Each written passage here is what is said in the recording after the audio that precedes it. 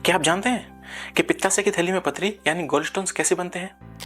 देखिए, पित्ताशय यानी gall bladder, इसका काम होता है पित्त को संग्रहित करना और पाचन के समय इस पित्त को छोटी आंत में धीरे धीरे रिलीज करना।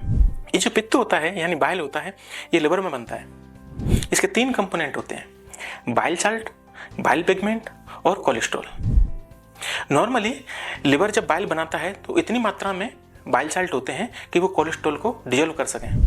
लेकिन किसी भी कारण से ये जो 3 कंपोनेंट हैं उनका इम्बैलेंस हो जाए, यानी इनका संतुलन बिगड़ जाए, जैसे कोलेस्ट्रॉल का लेवल बढ़ जाए या फिर बाइल साल्ट का लेवल कम हो जाए या बिलिरुबिन का लेवल बढ़ जाए, तो ऐसी कंडीशन में पित्ताशय के अंदर छोटी छोटी क्रिस्टल जमा हो जाते हैं। इसके साथ ही गॉल ब्लैडर म्यूकस सीक्रेट करता है।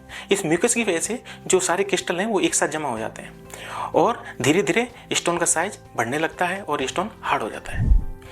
ऐसी कंडीशन जिनमें कोलेस्ट्रॉल का लेवल बढ़ जाता है, जैसे जो व्यक्ति हाई फैट डाइट लेते हैं या फिर जो व्यक्ति मोटापे के शिकार हैं या फिर जो फीमेल हैं वो ओसीपी ले रहे हैं यानी ओरल कॉन्ट्रासेप्टिव पिल ले रहे हैं, या जो व्यक्ति हाइपोथायरॉयडिज्म के रोग से ग्रसित हैं, तो ऐसे पेशेंटों में कोलेस्ट्रॉल का लेवल बढ़ा हुआ रहता है।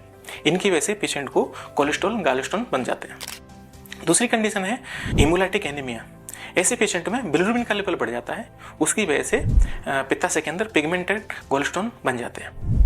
तीसरा है अगर गॉल ब्लैडर सही समय पे पूरी तरह से खाली नहीं हो पाए, यानी कि गॉल ब्लैडर पूरी तरह कॉन्टैक्ट नहीं हो पाए, जैसे जो व्यक्ति लंबे समय तक फास्टिंग करते हैं या लंबे समय तक भूखे रहते हैं या फिर जो फीमेल प्रेग्नेंट हैं, तो ऐसी कंडीशन में पित्ताशय के अंदर प्रोजेस्टेरोन का लेवल बढ़ जाता है। इसकी वजह से गॉल ब्लैडर की कॉन्ट्रैक्टिलिटी कम हो जाती है, गॉल ब्लैडर पूरी तरह खाली नहीं हो पाता और जो उसमें बाइल पड़ा रहता है वो स्टेगनेंट हो जाता है और धीरे धीरे वो जमा होकर स्टोन में कन्वर्ट हो जाता है।